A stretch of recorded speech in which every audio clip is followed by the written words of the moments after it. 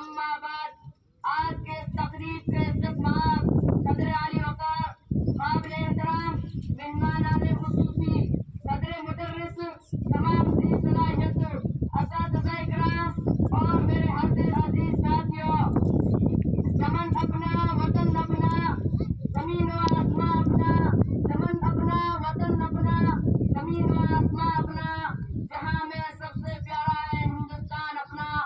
بہت سے قابل قدر سامعین کرام، آج ہم سب یہاں یوم آزادی منانے کے لیے یکجا ہوئے ہیں۔ آزادی سے قبل ہم انگریزوں کی غلامی کی زنجیروں میں جکڑے ہوئے تھے۔ انگریز حکمران بھارت پر ظلم و ستم کیا کرتے تھے۔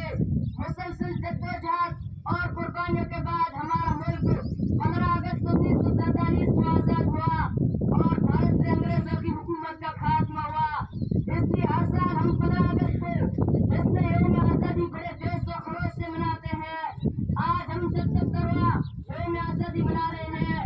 آج کے اس خوشی کے موقع پر ہم خلوص و محبت کے ساتھ آزادی کی لڑائی میں حصہ لینے والے وطن کے عظیم رہنماؤں اور شہیدوں کو یاد کرتے ہیں، جنہوں نے اس ملک کے لیے اپنی جانوں کی قربانی دی، جنگیں لاٹیں کھائی، کئی بار جیل گئے اور سب کچھ اس ملک کی آزادی کے لیے قربان کر دیا۔ آزادی کی لڑائی کے شروعاتی دور کے مدونوں میں بنگال کے نواب سراج الدولہ، شہید اعظم شہر میسور ٹیپو سلطان، شہید مولانا احمد اللہ شاہ جیسے بے شمار رہنما شامل تھے۔ ان کے بعد آزادی ہند کی تاریخ کا نہایت ہی انقلاب آموز باب ہے۔ ریشم رومال تحریک اس تحریک کا ہی نتیجہ تھا کہ کیا مسلمان کیا ہندو، ہر کسی کے دل میں ظالم انگریزوں کو بھارت سے بے دخل کرنے کی امنگ پیدا ہوئی۔ اس تحریک کے بانی مولانا عبید اللہ سندھی تھے، جن کی قیادت میں مولانا محمود الحسن مرحوم انگریزوں کو بھارت سے باہر کرنے کے لیے ہمیشہ متحرک رہتے تھے۔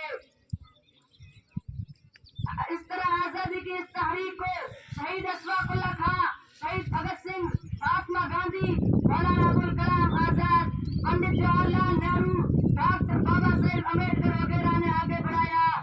بھارت ملک کی اجتماعی لڑائی تھی۔ آزاد انگریز ہمارے اس اتحاد کو دیکھ کر بھارت چھوڑنے پر مجبور ہو گئے۔ تمام بھارتیوں کو آزادی کی تحریک میں کامیابی ملی اور ہمارا ملک آزاد ہو گیا۔ وفاداری وطن سے ہو یہی اسلام سکھاتا ہے، وفاداری وطن سے ہو یہی اسلام سکھاتا ہے۔ ہم اپنے دل کے ہر